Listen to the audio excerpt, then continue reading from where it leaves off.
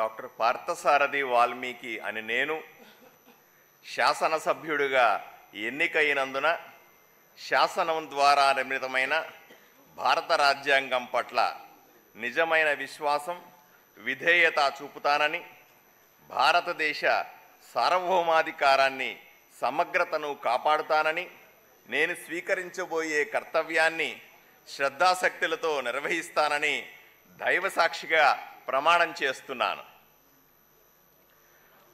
ఆంధ్రప్రదేశ్ శాసనసభ సభ్యుడినైన డాక్టర్ పార్థసారథి వాల్మీకి అనే నేను సభ నియమాలకు కట్టుబడి ఉంటానని, వాటిని అనుసరిస్తానని, సభా మర్యాదలను పాటిస్తానని, సాంప్రదాయాలను గౌరవిస్తానని దైవసాక్షిగా ప్రమాణం చేస్తున్నాను.